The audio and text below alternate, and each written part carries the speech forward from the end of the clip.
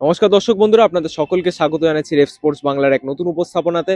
আমি সোমনাথ এবং যেমনটা আপনারা দেখতে পাচ্ছেন আমি চলে এসেছি মোহনবাগান ক্লাব গ্রাউন্ডে। এবং আজকে কিন্তু মোহনবাগান দল তারা তাদের দ্বিতীয় দিন অনুশীলন করলো এবং বেশ কিছুদিন অনুশীলন বন্ধ রাখার পর কিন্তু গতকাল আপনারা জানেন যে মোহনবাগান দল তারা কিন্তু অনুশীলন শুরু করেছিল এবং আজকে সেই অনুশীলনেরই দ্বিতীয় দিন কোচ বাস্তব রায় আন্ডারে কিন্তু তারা প্র্যাকটিস করছে। মোহনবাগানের সিনিয়র টিম প্র্যাকটিস করছে এবং আপনারা জানেন যে নতুন হেড কোচ মোহনবাগানে সার্জিও লোবেরা এবং নতুন অ্যাসিস্ট্যান্ট কোচ ডেভিড ডিওগ্রাসিয়া তারা কিন্তু এখনো ভারতে এসে পৌঁছায়নি ভিসা জনিত কারণে। ভিসা এখনো তাদের ইস্যু হয়নি বা তারা হাতে কিন্তু এখনো ভিসা পায়নি, সেই জন্য একটু হলেও দেরি হচ্ছে তাদের ইন্ডিয়াতে আসতে।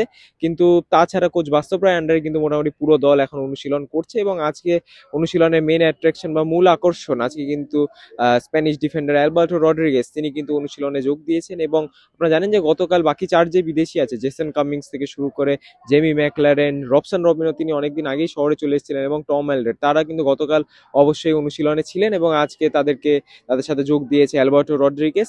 এবং সূত্র মারফত যা খবর আগামীকাল কিন্তু ডিমি পেট্রারস তিনি আসবেন এবং মোটামুটি ছজন ফরেন কোটা কমপ্লিট হয়ে যাবে মোহনবাগানে, ছজন বিদেশি কিন্তু প্র্যাকটিস শুরু করে দেবে। কিন্তু এটাই এখন দেখার পালা যে তাদের নতুন হেড কোচ সার্জিও লোবেরা তিনি ইন্ডিয়াতে কবে আছেন, কারণ সবাই তারই অপেক্ষা করছে।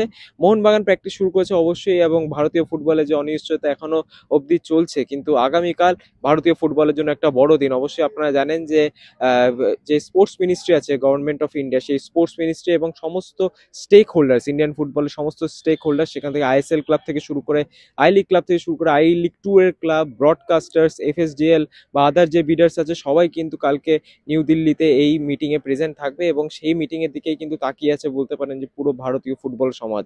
ইস্টবেঙ্গল অবশ্যই তাদের সুপার কাপের প্রস্তুতি করছে গোয়াতে, কিন্তু মোহনবাগান তারা এবং যে বাকি দল যারা আছে যারা আইএসএল এর দিকে তাকিয়ে অনুশীলন করছে এখনো পর্যন্ত, তারা কিন্তু কালকের এই মিটিং এর দিকেই তাকিয়ে থাকবে। এবং সম্ভবত আমরা আশা করতে পারি যে কালকে আমরা কোথাও না কোথাও একটা কিছু সুরাহা পেতে পারি এই আইএসএল এর ডেটটা নিয়ে। এবং আমরা সকলেই জানি যে জানুয়ারিতে যদি আইএসএল শুরু না করা হয় তাহলে কিন্তু একটা ফুল ফ্লেশ টুর্নামেন্ট করা যাবে না। এবং আশা করবো যে কালকে একটা আমরা ভালো খবর পেয়ে আপনাদেরকে অবশ্যই দিতে পারবো। কিন্তু যদি আজকে প্র্যাকটিসের কথা বলি, গতকাল যেরকম আপনাদের জন্য একটা ওপেন প্র্যাকটিস ছিল, আমাদের জন্য কিন্তু আজকে সেই সৌভাগ্য আমাদের হয়নি। আজকে কিন্তু একটা ক্লোজ ডোর প্র্যাকটিস ছিল এবং বাইরে থেকে দেখে সেরকম ভাবে বোঝা যায় না। মোহনবাগানের প্র্যাকটিস আপনারা জানেন, মোহনবাগান ক্লাব হোক ইস্ট বেঙ্গল ক্লাব হোক বাইরে থেকে যখন তারা ক্লোজ ডোর প্র্যাকটিস করে বাইরে থেকে কিন্তু খুব একটা দেখে বোঝা যায় না, বাট যতটা আজকে দেখে বোঝা গেছে প্রথমেই কিন্তু একটা ফিটনেস রুটিনের মধ্যে দিয়ে গেছে এই মোহনবাগান দল। জানেন যে অনেক দিন পর যেহেতু এই প্র্যাকটিস শুরু হয়েছে, তাই কিন্তু আপনারা জানেন যে মাসেলের মধ্যে কিন্তু একটা ফ্লেক্সিবিলিটি আনার জন্য বা মাসেলের মধ্যে কিন্তু একটা টান থেকে যায়। যদি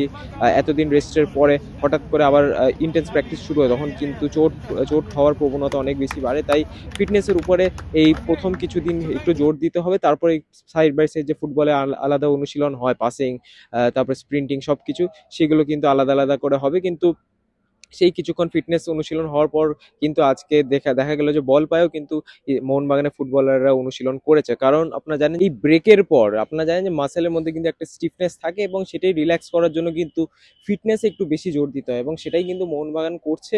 বেশ কিছুক্ষণ ফিটনেস করার পর কিন্তু তারা মোটামুটি বল পায়ে অনুশীলনে নেমে গেছে। পাসিং এর উপরে জোর দেওয়া হচ্ছে, অবশ্যই সেটা প্রত্যেকটা টিমই করে থাকে এবং যে কোঅর্ডিনেশন থাকে সেটা যখন এরকম একটা ব্রেক হয় তখন কিন্তু কোথাও না কোথাও কোঅর্ডিনেশনেরও একটুখানি খামতি থেকে যায় এবং সেটাকেই আবার রিস্ট্রাকচার করার জন্যই কিন্তু সেই পাসিং এর উপরেও জোর দিচ্ছে মোহনবাগানের এই দল। বাট এই মোহনবাগান অনুশীলনে কিন্তু আসল দিন সেটাই হবে যেদিন কোচ নতুন কোচ যদি বলি সার্জিও লোবেরা এবং তার অ্যাসিস্ট্যান্ট কোচ ডেভিড ডিওগ্রাসিয়া তারা যখন কলকাতাতে আসবে তখনই কিন্তু এই মোহনবাগান অনুশীলন দেখার মতো হবে। কারণ আপনারা জানেন যে মোহনবাগানের যে প্রাক্তন যেসব কোচ ছিল, আপনারা অ্যান্টনি লোপেস হাভাজের নাম বলতে পারেন, আপনারা জোসে মলিনার নাম বলতে পারেন, আপনারা হুয়ান ফেরান্ডোর নাম বলতে পারেন, তাদের ফুটবলটা কিন্তু একটু অন্যরকম ছিল সার্জিও লোবেরার থেকে। সার্জিও লোবেরা আপনারা জানেন যে 4-3-3 অ্যাটাকিং খেলেন এবং সেই ফুটবলটা কিন্তু দৃষ্টিনন্দন হয়। অ্যাটাকিং ফুটবল আমাদের সকলেরই ভালো লাগে, নয় কি? এবং সেই ওভারল্যাপিং সাইড ব্যাক থেকে ওভারল্যাপ করিয়ে ক্রস তোলা বা উইঙ্গারদের দিয়ে ক্রস তোলানো, অ্যাটাক করানো, থ্রু দ্য মিডল কিন্তু বল সাপ্লাই করা এবং স্ট্রাইকারদের সেরকম ফিনিশ এবং 90 মিনিট ধরে সেই অ্যাটাকিং ফুটবল কিন্তু খেলেন এই সার্জিও লোবেরা। এবং সার্জিও লোবেরা আসার পর এই মোহনবাগান ফুটবলাররা কিভাবে রিয়াক্ট করবে এবং কিভাবে তার প্লে স্টাইলে অ্যাডাপ্ট করবে সেটাই কিন্তু দেখার বিষয় হবে এবং সেই দিনের জন্য অপেক্ষা করছি আমরা আপনারা সবাই। এবং অবশ্যই সেই দিনে কিন্তু মোহনবাগানের সুন্দর সুন্দর অনুশীলনের ভিডিওস আপনাদের জন্য থাকবে এই রেফ স্পোর্টস বাংলার পর্দায়। বাট আপাতত যেহেতু আইএসএল নিয়ে এখনো কোনো গ্যারেন্টি নেই, গ্যারেন্টি অবশ্যই আছে কিন্তু কবে শুরু হবে সেরকম কোনো নিশ্চয়তা এখন নেই বলেই হয়তো প্র্যাকটিসে একটুখানি হলেও একটু ডাল পরিবেশ আছে, ইন্টারেস্টিং কিছু নেই। তো আমাদেরও আপনাদেরকে বলার জন্য সেরকম কিছু নেই। অবশ্যই আজকের অনুশীলনের একটাই হাইলাইট, অ্যালবার্টো রড্রিগেজ তিনি কিন্তু জয়েন করেছে মোহনবাগানের এই অনুশীলন, এবং গতকাল 4 বিদেশিও জয়েন করেছে, Jason Cummings, Jamie McLaren, Tom Aldred এবং রবসন রবিনো। এবং সূত্র মারফত যা খবর, আগামীকাল কিন্তু চলে আসবেন ডিমি পেট্রাটস। তো ছজন ফরেনার এবং বাকি প্রত্যেকজন ভারতীয় প্লেয়ার সবাই কিন্তু মোটামুটি চলে এসে এই মোহনবাগান অনুশীলন জয়েন করবে, এবং তারপরে হয়তো কোচ সার্জিও লোবেরা এবং তার অ্যাসিস্ট্যান্ট কোচ কলকাতায় চলে এসে পুরো দমে অনুশীলন শুরু করে দেবে মোহনবাগান। তো আজকের প্রতিবেদনটা এতটাই, আপনাদের অসংখ্য ধন্যবাদ এই প্রতিবেদন দেখার জন্য। তো যদি ভিডিওটা ভালো লাগে অবশ্যই লাইক করবেন, এবং চ্যানেলে যদি নতুন হন তাহলে অবশ্যই সাবস্ক্রাইব করবেন। আপনাদের সাথে দেখা হবে পরবর্তী ভিডিওতে। ততদিনে ভালো থাকবেন, সুস্থ থাকবেন, এবং নমস্কার।